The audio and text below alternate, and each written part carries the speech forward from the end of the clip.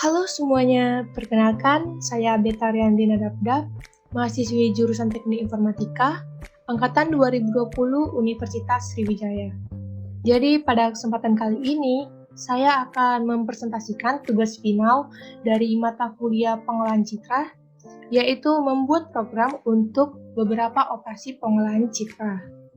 Nah, untuk operasi pengolahan citra yang akan saya bahas, yaitu ada image enhancement, edge detection, binarisasi citra, dan konversi warna.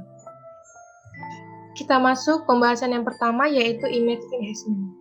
Image enhancement atau perbaikan kualitas citra adalah proses untuk mendapatkan citra yang lebih mudah diinterpretasikan oleh mata manusia. Jadi pada kesempatan kali ini saya akan menjelaskan program operasi kecerahan atau brightness, penajaman atau sharpening, dan penapisan derau atau noise filtering. Kita langsung ke programnya.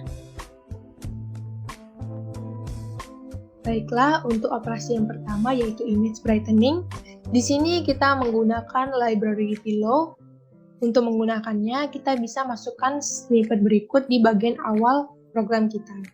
Nah, di sini saya ada dua function. Yang pertama, function clipping dengan inputan intensitas, yang mana operasi ini dilakukan jika nilai intensitas pixel hasil suatu operasi pengolahan citra terletak di bawah nilai intensitas minimum atau di atas nilai intensitas maksimum. Lalu yang kedua ada function atur pencerahan dengan inputan nilai kecerahan yang kita inginkan dan new file name dengan nama file yang akan kita buat nanti. Nah, sebelum melakukan operasi terhadap citra digital, kita harus mengaksesnya dulu seperti berikut ini. Nah, lalu untuk mengetahui ukuran gambar yang akan kita olah nanti, kita gunakan property size di sini. Lalu selanjutnya ada perulangan, yang mana di dalam perulangan ini akan melakukan penambahan sebuah konstanta, yaitu nilai kecerahan yang kita masukkan kepada setiap pixel yang ada di dalam citra. Nah, di sini ada image.save, yaitu untuk menyimpan hasil pengolahan citra kita ini dengan nama file yang kita inginkan juga. Di sini saya mau masukkan nilai kecerahan 50 dengan nama file brightness.jpg. Nah, kita run, maka otomatis dia akan tersimpan. Nah, ini dia hasil gambarnya. Kita lihat perbedaannya. Hasil citra berikut ini lebih cerah. Baiklah, yang kedua yaitu ada image sharpening. Di sini pada program ini saya menggunakan library CV2, NumPy, dan Matplotlib. Nah, di sini untuk membaca filenya kita bisa menggunakan metode imread.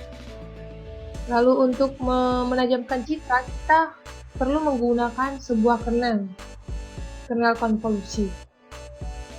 Nah, lalu untuk hasil pengolahan citra tersebut kita menggunakan function filter 2D dengan inputannya yaitu ada image original kita dan kernel yang kita masukkan tadi.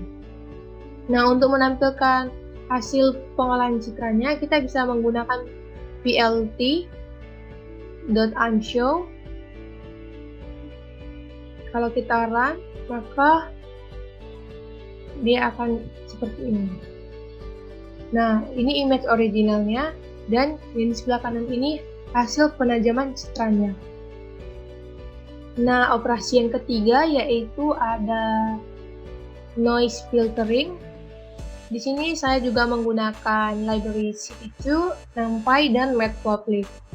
Nah, untuk membaca file tadi, di sini saya menggunakan imread dengan gambar yang memiliki sedikit noise.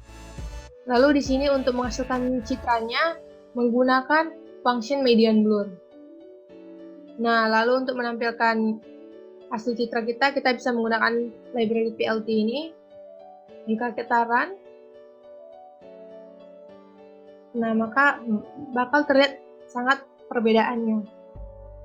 Image original yang memiliki banyak noise dengan hasil noise filtering lebih halus.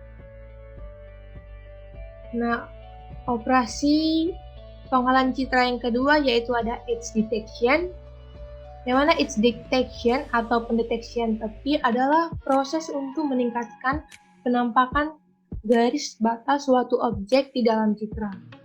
Nah, di sini saya akan membahas 3 metode, yaitu metode Sobel, metode Prewitt, dan metode robot. Kita kembali ke programnya. Jadi metode yang pertama yaitu ada metode Sobel. Di sini saya menggunakan 3 library, yaitu library CV2, NumPy, dan Pyplot. Nah, di sini untuk membaca citra asli yang kita inputkan. Lalu Sobel X ini merupakan hasil turunan parsial dari operator Sobel, dan Sobel Y juga merupakan hasil turunan parsial dari operator Sobel juga. Nah, di sini variabel image underscore Sobel X ini merupakan hasil konvolusi dengan si Sobel X. Sedangkan image Sobel Y ini merupakan hasil konvolusi dengan si Sobel Y. Nah, di sini variabel Sobel untuk menggabungkan kedua hasil konvolusi dari image Sobel X dan image Sobel Y. Nah, plt.imshow di sini untuk menampilkan hasil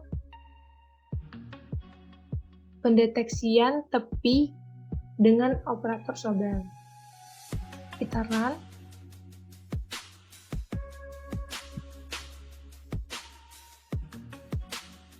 Nah, ini dia hasil dari pendeteksian tepi dengan menggunakan metode Sobel. Selanjutnya yaitu metode Prewitt. Di sini operator Prewitt hampir sama seperti operator Sobel. Namun bedanya itu yaitu di kernelnya. Yang mana di metode Sobel menggunakan konstanta 2, sedangkan di Prewitt menggunakan konstanta 1 untuk menghasilkan nilai kernelnya. Lalu ketika kita run, nah ini dia hasil dari pendeteksian tepi dengan menggunakan metode Prewitt. Selanjutnya yaitu ada metode robots. Sama juga kita menggunakan 3 library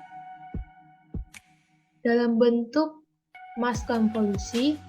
Hasil kernel dari operator Sobel itu seperti ini. Lalu di sini image robot untuk menghitung kernel yang X dan image robot Y untuk menghitung kernel yang Y.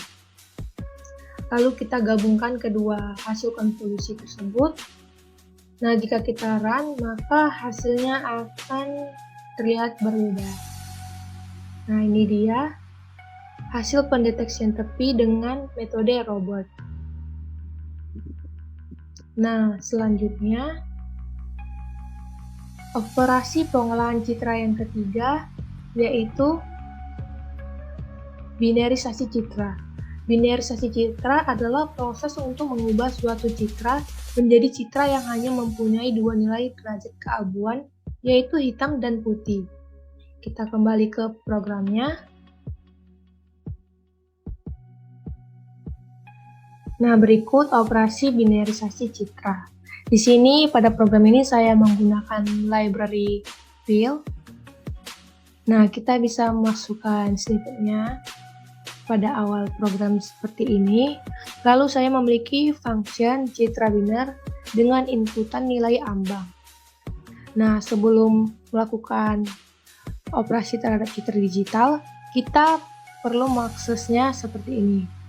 Nah, convert L di sini maksudnya, di sini kita akan mengkonversi suatu citra RGB ke grayscale.